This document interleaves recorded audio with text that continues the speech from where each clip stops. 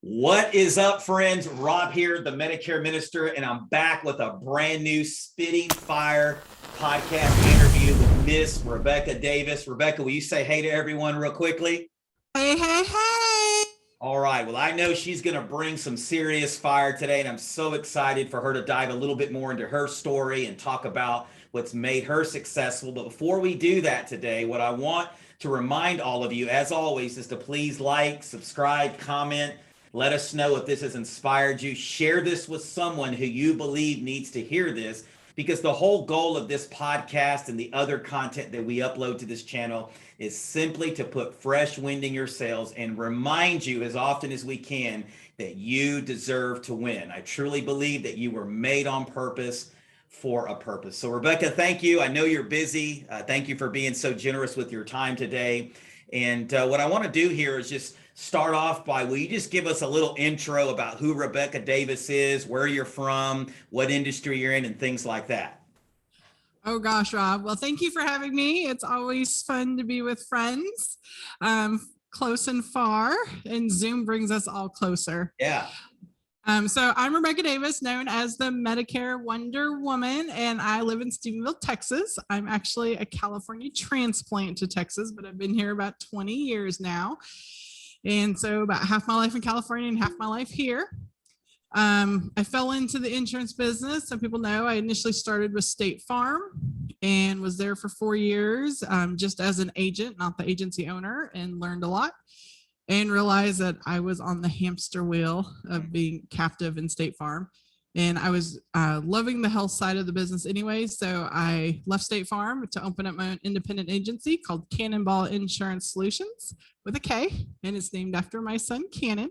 Awesome. And I've been in the Medicare space about 5 years now. Yeah. And I watched another interview that you did, and correct me if I heard, I think I wrote it down here in my notes, is that you got to from zero to about $1 million in renewals in 6 years. Well, that is the goal. Okay. Cody was projecting on that interview, Okay. about how far I'm off. So we're hoping, in the next year or two, we should be there. Awesome. That is our projection. And fingers crossed that we do it. I mean, that is our ultimate goal for now. And most of that, though, what I didn't mention in that interview, most of that is actually my pen. I do have a downline, but I really only track my income. The downline goes back into them, into their, marketing events and lead flow and things like that. So I really just kind of track my own numbers. So that's what I'm focused on, is my own numbers.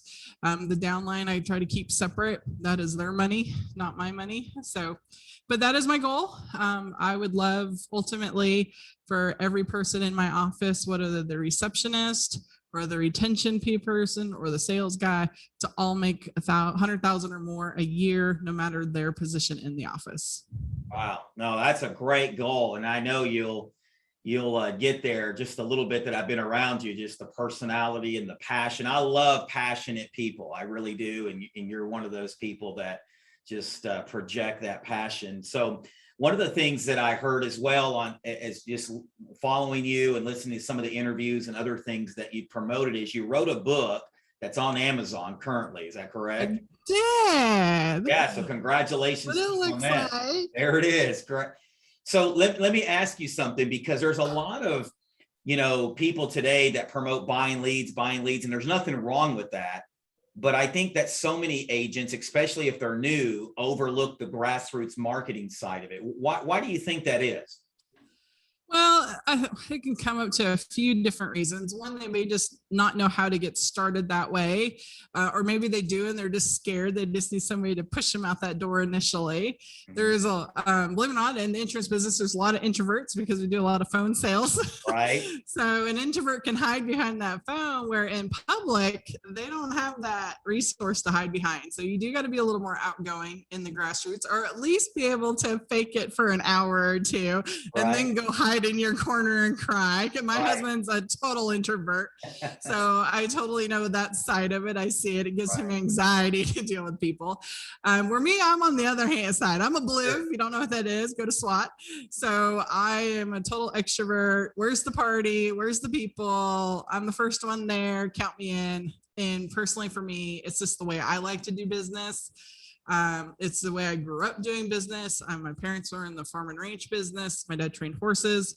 Okay. We dealt with the customers in person. It wasn't over Zoom and phone calls. It's live, giving lessons, teaching them about the animals and going to competitions with them. So that's just how I grew up. So when I first got started, I didn't have the money for leads either. So I did grassroots. I love it. It was easy for me. It's community based, so I have a brick and mortar in town. So I think if you have a brick and mortar, it's ultimately important to do grassroots so people know who you are, what you do, whether they work with you or not, because you never know where that next lead's going to come from. I mean, I got the dollar store across the street that sends me people all the time. Wow. Yeah. I agree with you. I think it's such an overlooked marketing strategy. What was your most effective grassroots marketing technique? Do you mind sharing that? Oh gosh. One of a really great one that I have is my PNC resource agents. So since I came from State Farm, I knew the PNC guys. Sure. And so, but then, I went to them, but then I met new ones in other towns that didn't do health insurance just because they didn't like to. They could write it, but they just didn't want to. And once I kind of got in with those guys really started passing my name around. I get leads all the time for PNC agents at this point that I've never met. Like, I don't even know who they are. They're like, so-and-so told me to call. I'm like, oh yeah, who are they with? Oh, they're with Farm Bureau. Okay, great. That's been really great. The library events, like the bingos and things like that for the low income people are really great. I love my Medicare trivia. The Mutt Strut that's in the book was an absolute huge event. I don't know how much business we did right then and there because there was so much going on, but that really branded us in the community because that was a mega event, not just for seniors, but for families. And it also got us on the radar for charities because all the donations and stuff went to Meals on Wheels. So that really, I think, made us a staple name in the business. Oh, and then our Paw Patrol event. How can I forget the Paw Patrol event? So the 4th of July float with the Paw Patrol, that's also in the book.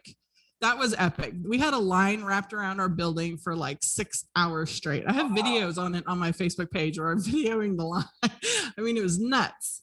And that was family based, whether it's grandparents, parents, kids, another thing, just a staple item that really put us on the map as being in the community, and we're here to help and we're here to stay. And that's the thing about grassroots. A lot of people, because they're used to buying a lead, they got an instant lead. Well, with grassroots, I go work this event in January, but I may not get anything in January, but I might get stuff from February, March, April, May, June, July from all these people that I met that are passing my name around. And so they're a little harder to track, but you'll notice it in your numbers. Sure. And if you start asking people, where do you hear me from? I mean, right now, TikTok is real big. Right. Seems like every other lead I got coming in has TikTok wrote on the bottom of the sheet. Wow. So, it takes time, but do your due diligence, ask where you heard about it. We actually have a line right on our intake form, ask specifically, hey, where did you hear from us? Whether, it's a doctor's office, a referral from another agent, an event, TikTok, anything. We try to track that. Well, no, that's so good because I think so many people overlook that. And listen, I'm not saying don't buy leads. We have people that watch this from different industries, home-based business and other entrepreneur journeys, but grassroots marketing can work in any industry. And so to kind of piggyback off that, part B here would be, branding, because obviously you're on TikTok, you're known as the Medicare Wonder Woman. How important is branding to you? Oh, branding's huge. There's no doubt. I mean, in the community, I'm known as Cannonball. The business is known as Cannonball Insurance. I personally am the Medicare Wonder Woman. But when they talk about the business, because I have, other agents and LOAs and staff in here, they talk about Cannonball. Sure. Now, if they're referencing me direct, they'll reference Medicare Wonder Woman. And I ran with Medicare Wonder Woman when that took off, especially on the national level, because honestly, it's a whole lot easier to remember. Yep. Than Cannonball Insurance Solutions with a K. Medicare Wonder Woman. How can you not remember that, right? Yeah. So even if you just hear it in passing or somebody mentions it, that's going to stick. And so I really ran with that on the social media platforms because it's an easy remember. Yeah. But in the local community, we are Cannonball. Gotcha. So where did this fun and infectious personality that you have? Because I do mean it. When I've seen you in person, it just, I mean, you're the same on camera as you are in person. It just seems like you are never supply of energy and passion. Where did that come from? Was that something you were born with, something you cultivated in your life? Well, I think I was inherently born with it, but I'm 6'1". If you have never seen me in person, I'm 6'1" and a female. Yep. And I've been that tall since I was 12 years old. Wow. And 5 foot in the third grade, I was 5'9" and taller than all my teachers. So I stood out like a sore thumb, and one of two things was going to happen. I was either going to get made fun of, or I was going to be the life of the party and everybody wanted to hang out with me. Well, I'm a kid. Both things happened. Right. So I got made fun of, and then I also learned how to become that fun person, that personality that didn't scare other people off. Because when you're 6'1" at 12, and all your friends are 5'3", if you're not friendly and sociable, people are going to run from you. Right. I mean, honestly. Right.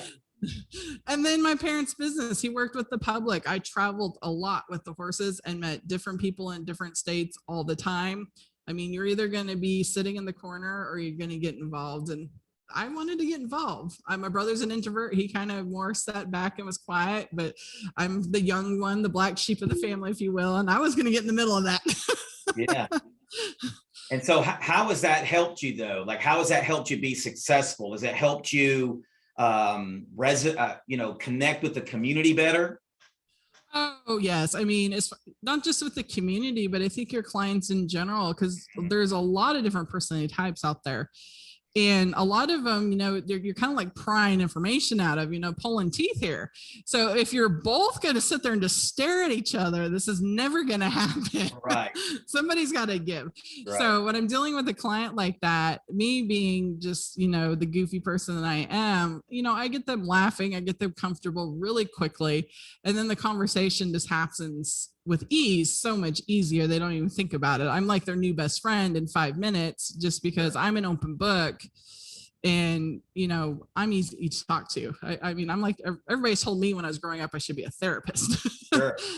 Well, I love what you said about when you were a kid, you were taller than everyone. I'm 5'5" on a good day, like with my good shoes on, you know what I mean? So I'm definitely a little jealous of the 6'1" there, but I love what you said, because some people could have use it as an excuse to not be successful, people making fun of me or people, whatever. So I'm going to find out what, that use that personality and cultivate that and use it to become, a platform for me to connect with people. And it sounds like you've really honed in on that skill, because even as we're talking, I can feel the energy coming through Zoom.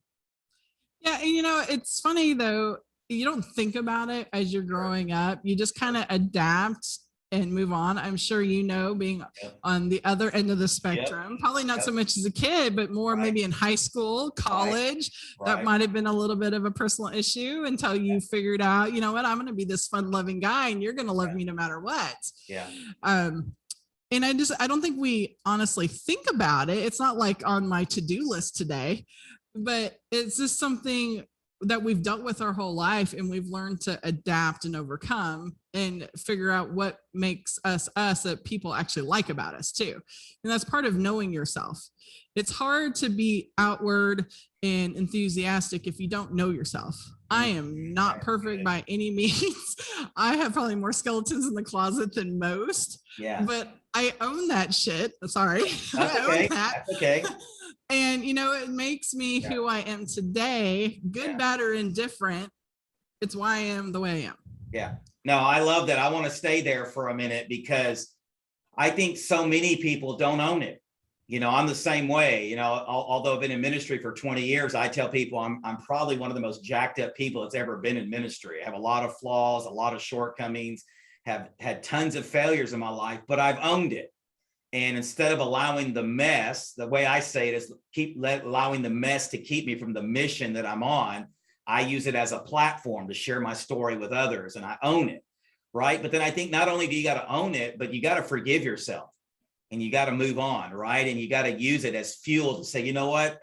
Listen, I'm not where I want to be, but hey, I'm not where I used to be either. Do you kind of resonate that or have that same type of mindset? Absolutely. I have found personally that it's easier to forgive others than it is to forgive myself. Yep. And I think that's something as humans we all need to work on. And I think especially in the female side of things, we hold the weight of the world on our shoulders when we think we've screwed up with our family, our children, ourselves.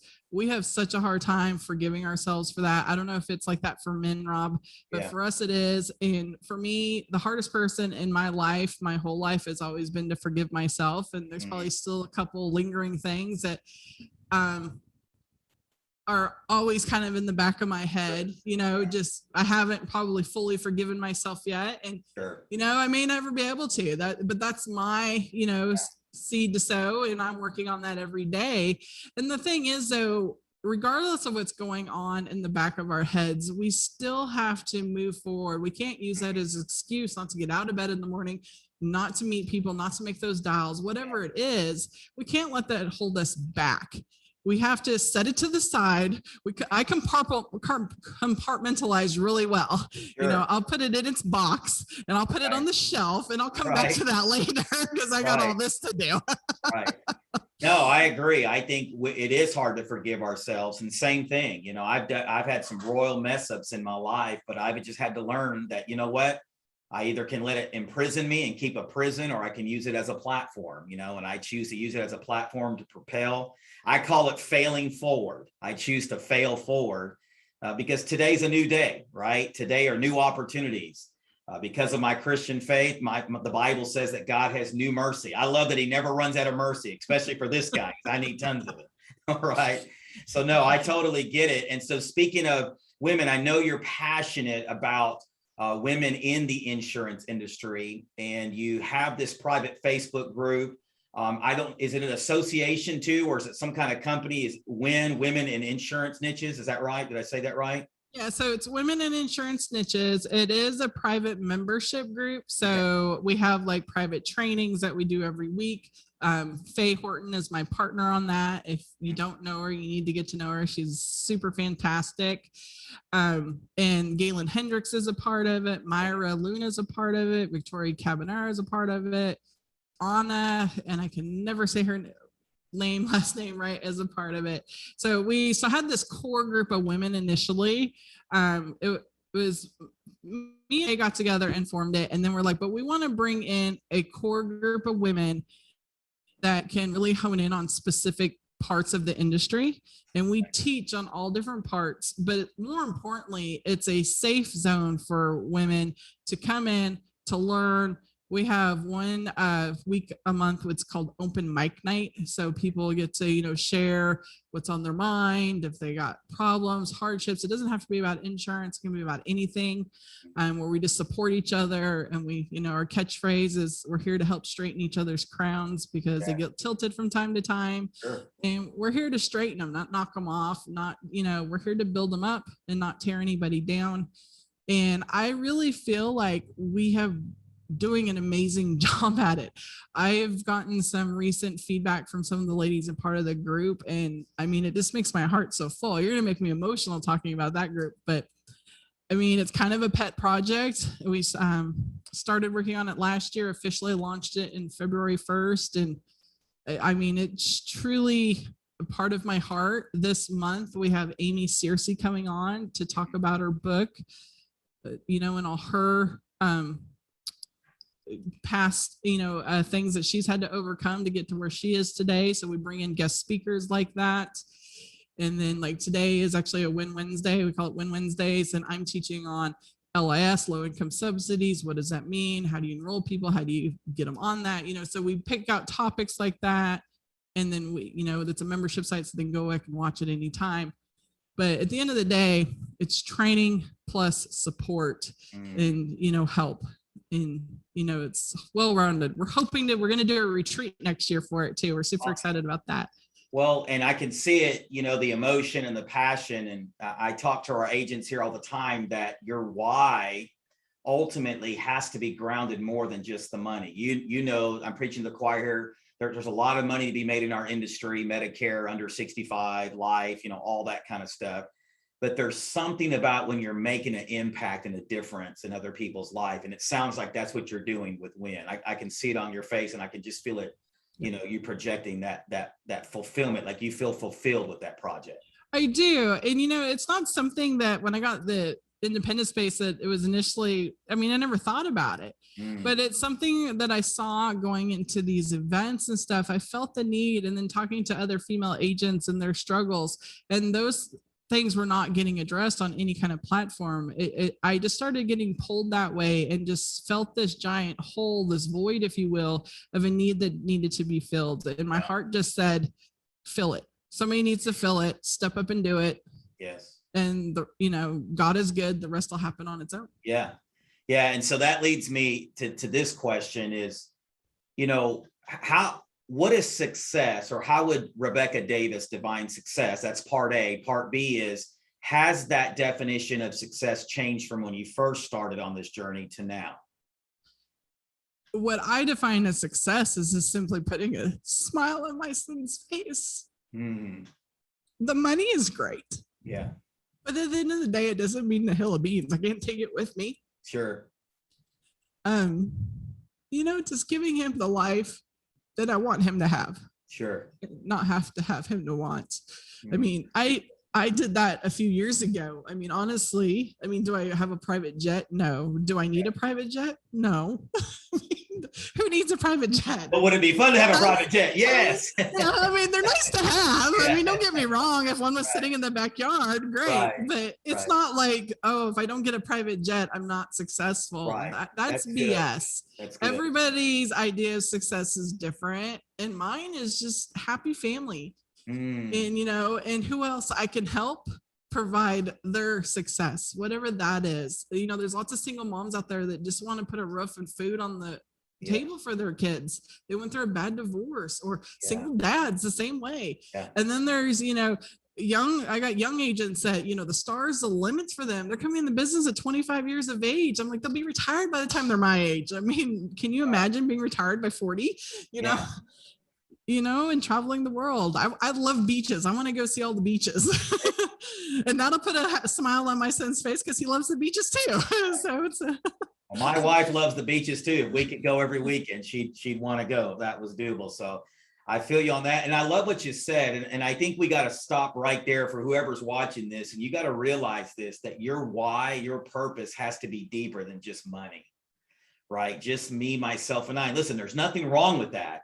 But there's got to be this deep, compelling, these big reasons, these deep emotional reasons why you get out of bed every single day. And man, that you almost made me cry. I'm a crier too. If I watch a scene on a movie, I'm crying. I tell my 12-year-old it's it's my allergies, but I'm a crier too. So thank you for sharing that. But let me ask you this.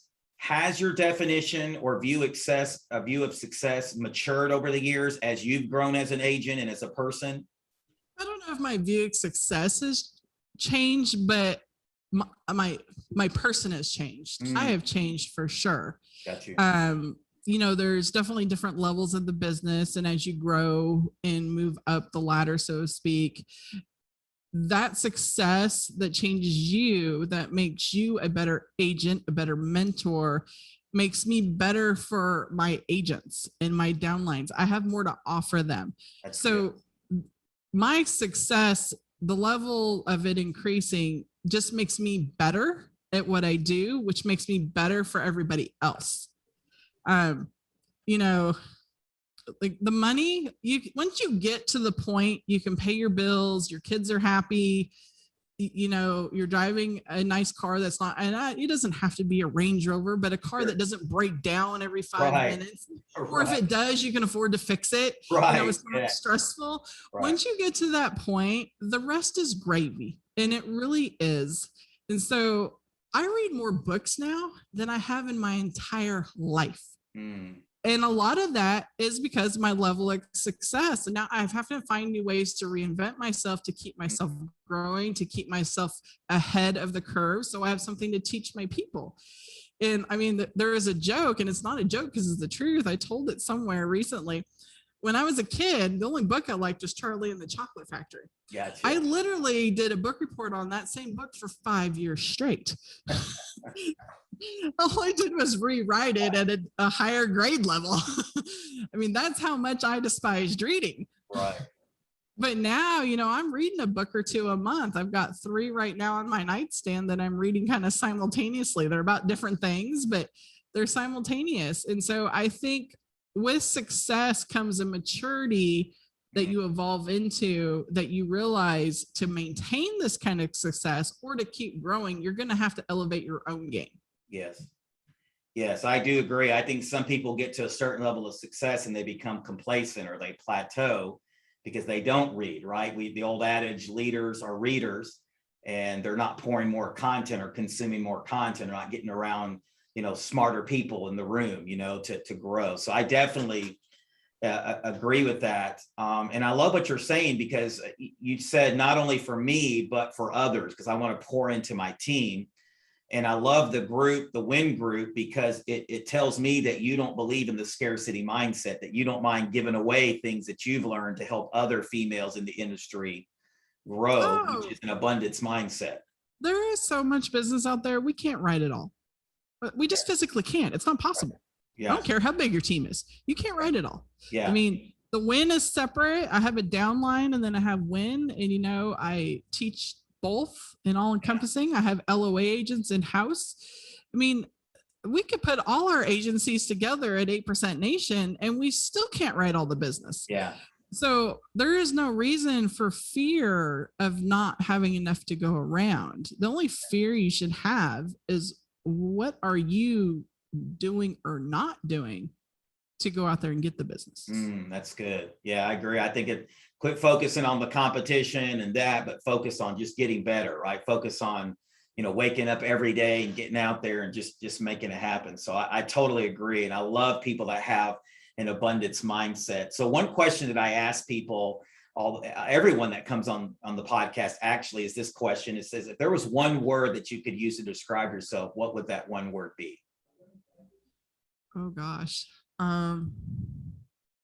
Last time person had to put a hyphenated double word in there. So if you need to do that or add on a couple of words, but if there was one word that you said, this is truly embodies Rebecca Davis, what would that one word be? I'm a chameleon. Chameleon. Okay. And so part B to that is, tell me how being a chameleon, that trait, has helped you be successful, get to the level where you're at today. Well, it helps a lot, especially when you are in the sales role, because as a chameleon, I can basically shapeshift, so to speak, to become the person that they need me to come. So if they're quiet and reserved and they need somebody like that, if they're really forceful and going to drop the F-bomb every time, I can stand up to that too. That doesn't bother me either. I can resonate with anybody in the room if you one-on-one. Now in a group, not always, groups are weird, but if you give me a one-on-one, I can resonate with everybody in the room, between my life experiences, the way I grew up, the things that I've done as an adult. And I think there's a lot of value in that, because I can make people feel comfortable very quickly because of that. And it's not an act, and I'm not putting on a show. I don't want people to think that's who I am. Because I want you to be comfortable. I'm a people pleaser by nature. So I'm going to adapt myself to make you feel comfortable, no matter the situation, whether I'm trying to sell you a product or we're having margaritas on the beach. If something's bothering you, I'm going to try to fix it. I'm a fixer. I'm, people pleaser. And the best word I can come up with that kind of just embodies all that is a chameleon. No, that's a great word. I was listening to a podcast the other day. I consume a lot of content, and just because I want to grow, like you were talking about, and one of the things that one of my favorite speakers named Ed Milet, who's a life coach, and he was talking about you'll never really love yourself until you truly become the truest, most authentic version of yourself. And I know for me, I have a very outgoing personality. I am an alpha male. I've learned to disguise that a lot because sometimes it can be too much. So I've had to learn how to temper that. But, you know, when I really started just being okay with being myself was when I really started to thrive in life. And that's what I love about you. I can tell you're being the most genuine version of yourself, and it's allowed you to be successful, right? Doesn't mean that you still don't have things that you question. That we all do, right? We all go that too much. But would you say that when you just really started being Rebecca Davis, like the true version, that you begin to find fulfillment and really begin to love yourself at a deeper level? Oh, I would agree. And I think that's really hard to do. Yes. But it's amazing when you finally allow that. You're going to find your people. Yeah. You know, people are going to love you or hate you. And it doesn't matter what face you put on. That's going to happen. Right. You know, everybody has people they resonate with and people they don't. Sure. And so when you are your truest form, then the people that are attracted to that you ultimately would be attracted to, they can see you. They can truly see you, and they're going to step up, and you're going to find those people, your huddle, as it were. And that makes all the difference in the world, because having your teammates, your huddle, whether it's family, friends, coworkers, competition that are friends, I mean, whatever it is, when you have that support staff, you really feel like you can do anything. Yeah. And when you feel that way, the sky's the limit. There's nothing going to hold you back. Yeah. Oh, yeah. You're definitely spitting some serious fire now. I tell people this way, you just have to come to the reality that you're not going to be everyone's flavor, and that's okay. You know, I know that. I know I'm not everyone's flavor. Some people don't like the positivity. Some people think it's cliche. I tell people I need it every day like a bat. You know what I mean? I got to immerse myself, submerge myself in positivity. I need inspiring and motivation, because I know that Rob's realism gets in the way of his optimism sometimes. And so I know for me, like, I choose to be happy. I've been asked this before, and I don't necessarily have to engulf myself around positivity all the time. But what I can't handle is when I'm surrounded by negativity, because I'm not anxious or anxiety prone, but when I'm around Debbie Downers all the time, it's weird how I become anxious. And I get anxiety, and like, I just got to leave the room. I just can't handle it. Like, I can be in a quiet space. It doesn't have to be all rah. Right. But I don't need like, and like, it's negativity. I can't stand that. You know, there's always, somebody always has it worse. There's always a positive outlook on everything. You just have to choose to accept that and be okay with it. Yeah. Well, I was teaching our agents this morning about rituals and habits, that you've got to have disciplines and rituals and habits, because there's going to be days where motivation and inspiration is not enough, right? That your emotions, there's an old song by the Ghetto Boys I brought up called Your My Mind Playing Tricks on Me. You know, your emotions do that. Your emotions play tricks on you. But when you have that discipline and those habits and those rituals, by reading, by consuming the content, by being around people like Cody Askins and those other top leaders who, you know, push you to be better, on those days when you don't feel like it, you have those habits and those rituals in place. And so sounds like you're the same way. And so kudos to you for that. Well, because different people watch this podcast. I have some people from the home-based business space, real estate agents, and others. Give us some final words of wisdom here as we get ready to wrap up. Give us some final words of wisdom of maybe someone out there who, let's go this route, that's maybe wanting to give up, whether they're in the insurance space like we are, or whether they're in home-based business, or whatever the point, whatever industry they're in. What are just some words of encouragement and wisdom that you would give them today? Oh gosh. And this is totally true for any business. Sure. You know, it's funny. You see it when you're an outsider looking in. It's weird how the day somebody gives up, it was the very next day that they were going to break through the ice. And I don't know why that is. If it's a God thing, if it's just a life thing, but it never seems to fail. If you give up today, tomorrow could have been the day that it all started working.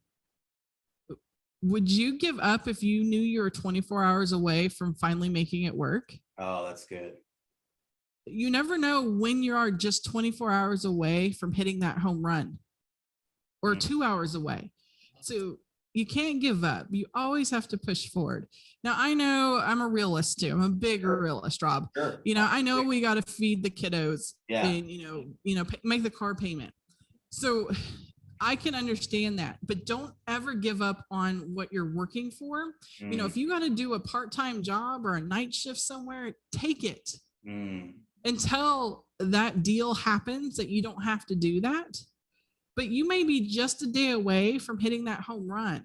Do you really want to go sit on the bench when you could have just literally knocked it out of the park the next day? And it doesn't matter if it's real estate, insurance, mortgage brokerage, a boutique. If you have a boutique, you never know who's going to walk in that door tomorrow. So don't ever quit on yourself today. Yeah. Oh, that's awesome. Yeah. Listen, we just went to Rebecca's Davis church here. If she had an offering plate, I put something in it. She was passing it around. So I totally agree. I think too many people quit on themselves too quickly. And they're like, literally, they don't realize they're closer to their dreams than they realized. Where can we find you? I know you're on TikTok because you brought on Medicare Wonder Woman, but are you on Instagram? I know you're on Facebook, but what other platforms are you on? TikTok, Instagram, Facebook, LinkedIn. Now, TikTok and Facebook, I actually know how to use. Instagram and LinkedIn, I'm not very good at. Okay. So I could use some help there. So go find me and like me and teach me how to work Instagram and LinkedIn, because I'm really not great. But all my stuff is public, whether it's me or my business. Everything's public. I'm a big believer in social media. If you don't want the people to know about it, don't post it. So why have it private? Just don't post it. Nobody have to worry about it. So I'm public. And I'm an open book. If you message me, I will message you back. So if you message me going, oh, she'll never answer this, so I'm safe in messaging it. Right. I'm going to message you back. And usually it's pretty quickly. Justin Brock says I'm even guilty of that to a fault, because I can't handle that stuff. Gives me anxiety, like seeing like messages pile up or emails pile up. I get to those things quickly. That's my anxiety prone. I can't handle it. I have customers that text me at 2:00 in the morning, and I'm sitting there. I know the answer. I don't have to look it up. I know the answer. And my husband's like, don't answer them. And I can't. I'll put the phone down. Nope, can't do it. They're up, right? They text me. Right. So I answer. I can't help it. And obviously, go get the book. If you're a new agent, or even if you're not in the insurance space, go get the book on Amazon. Because no matter what industry you're in, you could take some ideas from this. Am I right? Like you could take some ideas and adapt it to whatever industry. Oh, absolutely. The editor of the book messaged my publisher. She wasn't even done with it. She was like halfway through the book, and she told my publisher, she's like, I just want you to know I've taken 2 of these tips to our church already, and they work like a charm. So if she's not in the insurance business, I know realtors already using it for their business. No, I mean, yes, obviously some of the language is insurance, but every idea in there is totally adaptable for any business out there that requires getting in front of people. Awesome. Well, listen, thank you for coming on today and taking some time and sharing your story. I know this is going to put fresh wind in people's sails. And so I know you're super busy, and for you to do this took time out of your day. So I'm greatly appreciative of you coming on. And I just want to remind everybody, listen, you deserve to win, but you got to see it for yourself. Rebecca can tell you all day long. I can tell you all day long. The other people that I bring on this podcast can tell you all day long, but you have to believe it for yourself. So I pray today that something she said, right, triggered something in you to say, I'm not going to quit on myself. I deserve to win. I deserve better. Literally, you're this close, this close to really going to that next level in your life. And so I want to remind you once again to please like, comment, please subscribe below. That way you're notified every time we drop this and our Monday motivation content. And I pray that you make it an awesome day. And I pray that you won't quit on yourself, and that you will keep going, because you were made on purpose for a purpose. God bless you guys. Make it an awesome day, and we will see you guys soon. Thank you, Rob. Thank you, everybody.